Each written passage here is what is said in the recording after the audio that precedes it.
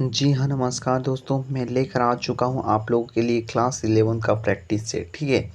और यहाँ पे है क्लास 11 का हिस्ट्री, ठीक है। हिस्ट्री का आज मैं आप लोग के लिए लेकर आया हूँ। हिस्ट्री का जो सब्जेक्ट है वो 10 जो प्रश्न है उसमें से आज मैं 10 में से देखते हैं कितना मैं बता पाता हूँ गाइस, क्योंकि यार ज़्यादा टाइम हो जाती है ना तो फिर मैं अगले वीडियो में बताऊँगा, ठीक है। यानी कि देखते हैं तो ट्राई करते हैं, ठीक है। चलिए, ये जो है क्लास 11 का है, आप लोग देख सकते हो यहाँ पे टर्म 2 का है, ठीक है। आप लोग ऐसा नहीं मत सोचना कि टर्म 1 का है, ठीक है। तो चलिए पहला क्वेश्चन देखते हैं क्या है।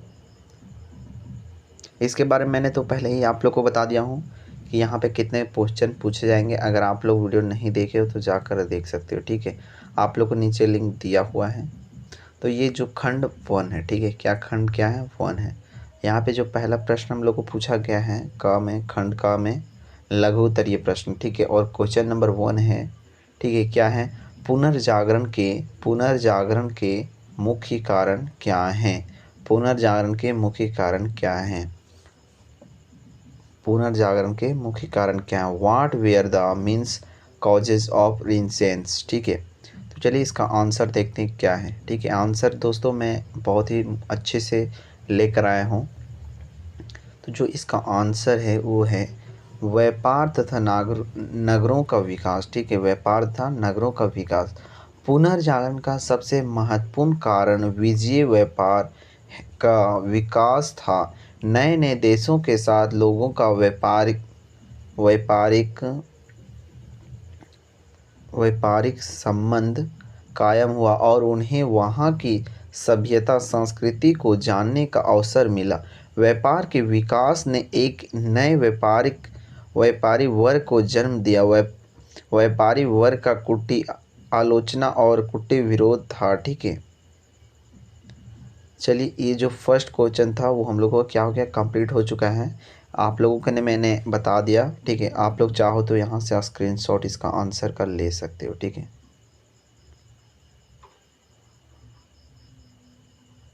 तो यहाँ पे पहले इतना ले लो, ठीक है, क्योंकि यार एक बार में लेगा नहीं, तो ठीक है, एक बार यहाँ से ले लो, ले लिए। अब यहाँ से ले लो, ठीक है। ये था पहला कंप्लीट हो गया। नेक्स्ट बढ़ते हैं। नेक्स्ट जो क्वेश्चन पूछा गया वो है औद्योगिक क्रांति के आर्थिक प्रभावों की चर्चा कीजिए। औद्योगिक क्रांति के आर्थिक प्रभावों की चर्चा करें, ये है। और नेक्स्ट में अथवा में दिया है, यानी कि ये जो दूसरा क्वेश्चन है इसका या फिर इसका, दोनों में से एक कोई भी आप लोग बना सकते हो, ठीक है, कोई दिक्कत नहीं है। चलिए देखते हैं हम आंसर जो है, आंसर हम लोग देख लेते क्या क्या दिया हुआ है। धन संपदा में भारी वृद्धि हुई, अंतर्राष्ट्रीय व्यापार भी बढ़ा। औपनिवेशिक समाजवाद की विस्तार भी औद्योगिक क्रांति का परिणाम था, या एवं नए वर्ग का उदय हुआ। इस क्रांति से किसी वर्ग की पूंजी जमा करने और घोषणा करने का मौका मिला। तो देखते हैं आगे। शोषित वर्ग को उसे शोषण चक्र के मुक्ति के लिए तरह तरह के प्रत्येक प्रयत्न करने पड़े, ठीक है। ये जो है पहला, ठीक है। इसका आप यहाँ से चाहो तो इसका भी स्क्रीनशॉट ले सकते हो। तो चलिए एक बार यहाँ तक ले लीजिए, ठीक है, एक बार ले लिए। आगे थोड़ी सी बची हुई थी, ये भी हो गया। जो सेकेंड प्रश्न था वो भी हमारा क्लियर हो गया, ठीक है। अब आगे बढ़ते हैं थर्ड में जो है, थर्ड क्वेश्चन क्या पूछा गया है, ब्रिटेन, भारत और चीन के बीच त्रिकोणीय व्यापार की व्याख्या करें। जो ब्रिटेन और भारत और चीन, यानी कि जो तीनों ये देश हैं, ठीक है, तीनों के बीच की जो त्रिकोणीय व्यापार की व्याख्या करना है, ठीक है। Explain the triangle trade between Britain, India and चीन, ठीक है। तो इसका आंसर देखते हैं हम लोग क्या है। तो इसका सही आंसर हो जाएगा 19वीं सदी में लंबे समय से चीन और ब्रिटेन के बीच चल रहे व्यापार विवादों की चरम अवस्था में पहुंचने के कारण हुआ। प्रथम युद्ध 1839 से 1842 तक चला और दूसरा 1856 से 1860 तक इसे द्रिंग की शुरुआत ब्रिटेन की चीन के साथ व्यापार में आई। ठीक है, व्यापार में आई। और आगे है कमी और ब्रिटेन द्वारा भारत से चीन में अफ्रीका की तरक्की को लेकर कर हुई। ठीक है, तो ये था जो हमारा पहला आंसर। अब यानी कि इसका तीसरा का आंसर। ठीक है, इसका भी आप लोग स्क्रीनशॉट ले लो, या फिर आप यहाँ से क्वेश्चन नोट करके आप नेट पर से भी आप आंसर इसका ढूंढ सकते, कोई दिक्कत नहीं क्रोम पे। ठीक है, चलो ले लिया स्क्रीनशॉट, आगे बढ़ते हैं। आगे का प्रश्न देखते हैं क्या है। सन्यात सेन के 3 संततियों के बारे में आप क्या जानते हैं? ठीक है, आप क्या जानते हैं? इसका आंसर देखते हैं क्या है। इसका आंसर जो है, सन्यात सेन का नृत्य में 1911 में मंचू समाज को समाप्त कर दिया गया और चीन गणतंत्र की स्थापना की गई। वे आधुनिक चीन के संस्थापक माने जाते हैं।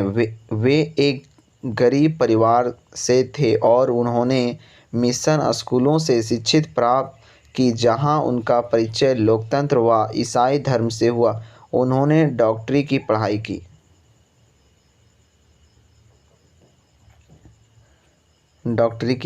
परंतु वे चीन के भविष्य को लेकर चिंतित थे। उनका कार्यक्रम 3 सिद्धांत सन मिनचुई के नाम से प्रसिद्ध हैं। ये 3 सिद्धांत हैं। तो कौन कौन सिद्धांत है यहाँ पे देखते हैं हम। ठीक है, जो पहला है वो देखते हैं। तो पहला ये है। ठीक है, इससे हम देखते हैं क्या है। तो पहला जो है राष्ट्रवाद। ठीक है, जो पहला वो क्या है, राष्ट्रवाद। तो इसका अर्थ ही था मंचू वंश, जिससे विदेशी राजवंश के रूप में माना जाता था, को सत्ता से हटाना, साथ साथ अन्य समाजवादियों को हटाना। ठीक है, ये था पहला। अब नेक्स्ट की ओर बढ़ते हैं। दूसरा आने की गाइज यहाँ पे 3 पॉइंट दिया हुआ। ठीक है, पॉइंट को भी हमें ध्यान रखना है। दूसरा पॉइंट देखते हैं। दूसरा पॉइंट हम लोग को देखना है। तो दूसरा पॉइंट भी हम लोग देख लेते हैं। दूसरा पॉइंट में दिया हुआ है गणतांत्रिक सरकार की स्थापना। ठीक है, ये है दूसरा पॉइंट, आप लोग नोट कर सकते हो। अन्य समाजवादियों को हटाना तथा गणतंत्र की स्थापना करना। ठीक है, अब नेक्स्ट में बढ़ते हैं। नेक्स्ट में क्या है, तीसरा जो है वो समाजवाद है। ठीक, क्या है तीसरा, समाजवाद, जो पूंजी का नियमन करे और भविष्यात्मक में समानता लाए। सन्यात सेन के विचार कुमोन आतंक के राजनीतिक दर्शन का आधार बनाने उन्होंने कपड़ा, खाना, घर और परिवहन, इन 4 बड़ी आवश्यकताओं को रेखाकृत किया। ठीक है, ये जो 4 है उन्हें क्या क्या रेखाकृत किया। ठीक है, तो ये जो आंसर है, इससे भी आप चाहो तो स्क्रीनशॉट ले सकते हो, चाहो क्या ले लो यार भाई, इम्पोर्टेंट है। एक बार, ठीक है, एक बार हो गया। आगे देखो, चलो यहाँ से छूट रहा था ना, 2 हो गया,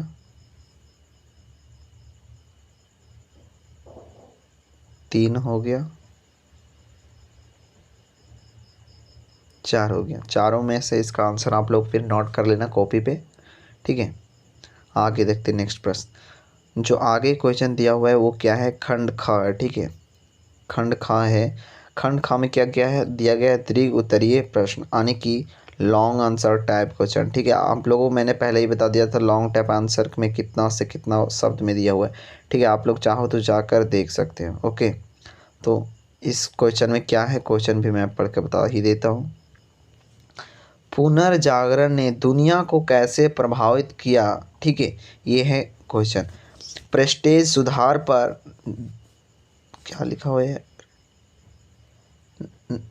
शायद जारे हैं। ठीक है, यहाँ पे पता नहीं मिस हो रही है, जारे दे हाँ सॉरी जोर होगा दोस्तों, जाने जोर देते हुए चर्चा करें। क्या करना है यहाँ पे जो क्वेश्चन है हम लोग को, पुनर्जागरण ने दुनिया को कैसे प्रभावित किया, प्रेस्टेट सुधार पर जोर देते हुए चर्चा करें। क्या करना है, जोर देते हुए हम लोग को चर्चा करना है। ठीक है, चलिए इसका आंसर देखते हैं। आंसर क्या है, देख सकते हैं आंसर। गाइस मैं बहुत मेहनत करके आप लोग के लिए आंसर लेकर आया हूँ।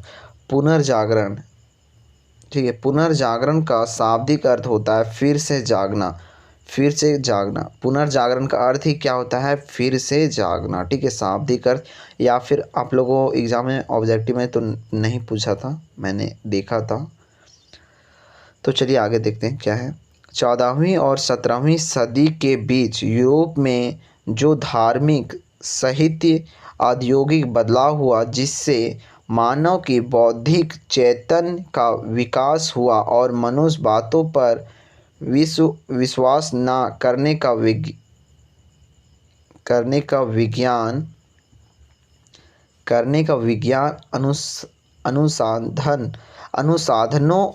अनुसाधनों और प्रयोगों की बात करने लगा। व्यापार सत्ता पर हो रहे इन परिवर्तनों का पतन, विज्ञान का आरंभ, भौगोलिक खोज, नगरों का उत्थान, विजयवाद और पूंजीवाद का आरंभ हुआ। ठीक है, आगे देखते हैं।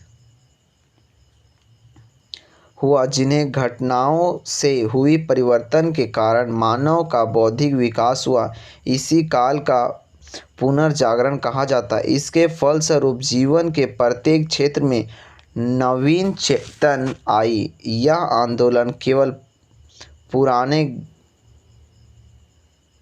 पुराने ज्ञान के उदय तक ही सीमित नहीं था, बल्कि इस युग में काल, साहित्य और विज्ञान के क्षेत्र, यानी कि जो कला क्षेत्र था और विज्ञान क्षेत्र था, नवीन प्रयोग हुआ, नए अनुसंधान हुई और ज्ञान प्राप्ति के नए नए तरीके खोज निकाले गए। इसने परलोकवाद और धर्मवाद के स्थान पर मानववाद का प्रतिष्ठित किया। ठीक है, तो जी हाँ दोस्तों, इसका भी आप ले लो यार स्क्रीनशॉट यहाँ से एक। ठीक है, आप लोग को पता चल रहा ना कितना का क्वेश्चन है, कि मुझे लिखना पड़ेगा। ये जो आंसर है वो कितना का है, 5 का है। ठीक है, 5 का है। चलो स्क्रीनशॉट ले लो फटाक से। ठीक है, 1 हो गया, 2, 3 और 1 4। ठीक है, ले लिए। अब आगे बढ़ते हैं। अथवा में दिया हुआ, यहाँ पे भी देख सकते हो अथवा में। ठीक है, इसका ही भी मैं आंसर बता देता हूँ। ठीक है, यहाँ पे प्रश्न दिया हुआ है हम लोगों को। क्या प्रश्न जो है वो पूछ रहा है, 17वीं सदी के यूरोप लोगों के लिए दुनिया अलग कैसे दिखाई दी। जो दुनिया थी 17वीं सदी के यूरोप के लोगों को दुनिया अलग कैसे दिखाई दी थी। ठीक है, how did renews impact the world disuse with impairs to protein references. ठीक है, सॉरी, ये तो 5वां उसका था, अथवा से पहले जो था ना, ये इसका क्वेश्चन था। ठीक है, और इसका हो जाएगा, how did the world appear different to 17th century European. ठीक है, तो इसका आंसर देखते हैं। इसका जो आंसर है वो है, यहाँ पे देख सकते हो, 7वीं सदी के यूरोपियों को विश्व निम्न प्रकार से भिन्न लगा। जो यूरोप के लोगों को अलग लगा, तो वो अलग किस प्रकार से लगा, निम्न प्रकार से लगा। तो पहला जो प्रकार है वो दिया हुआ है, यूरोप के अन्य देशों में नगरों की संख्या बढ़ रही थी। जो यूरोप के लोग थे यूरोप के जो अन्य देश थे, जहाँ पे अलग अलग और कोई देश होगा वहाँ के लोगों का, तो उस नगरों में की संख्या क्या हो रही थी, बढ़ रही थी। नगरों की संख्या बढ़ रही थी, यानी कि जैसे शहर होती ना, तो शहर क्या हो रही थी, बढ़ रही थी। ठीक है, आबादी बढ़ रही थी शहर की। ठीक है, अब सेकेंड पॉइंट में दिया हुआ है, अब एक विशेष प्रकार की नगरीय संस्कृति विकसित हो रही थी। अब वहाँ पे क्या हो रहा था, एक अलग प्रकार का संस्कृति विकास हो रहा था। यानी कि मान लीजिए एक संस्कृति जिसे हम लोग कहते हैं, जैसे हम लोग के यहाँ संस्कृति में क्या होता है, संस्कृति हम लोग को क्या है, जैसे हम लोग को रीजन है संस्कृति में शादी मैरिज में हम लोग को बहुत सारे पुराने संस्कृति के अनुसार से हम लोग को क्या होता है, हमारे यहाँ विवाह होता है और कुछ पर्व होते हैं, तो क्या होते हैं, संस्कृति के अनुसार से ही होता है। ठीक है, अब यहाँ पे तीसरा जो पॉइंट है वो देख सकते हो। फ्लोरेंस, वेनिस और रोम जैसे नगर कला और विग के केंद्र बन गए थे। ठीक है, विग के केंद्र बन गए थे। जो अलग अलग और देश थे जैसे रोम जैसे अलग और जो नगर था वो क्या किस चीज़ पर विकसित हो रहे थे, कला, यानी कि कुछ बना रहे थे। जैसे कला होता है, जैसे कि हम लोग सब्जेक्ट हम लोग आर्ट, ठीक है, तो आर्ट क्या हिंदी होता है, कला होता है। ठीक है, कला यानी कि कुछ बनाना या फिर कुछ दिखाना बनाकर, वैसे ही इसी को कला कहते हैं। ठीक है, अब नेक्स्ट पॉइंट दिया हुआ है। नेक्स्ट पॉइंट में क्या दिया हुआ है यहाँ पे देख सकते हो।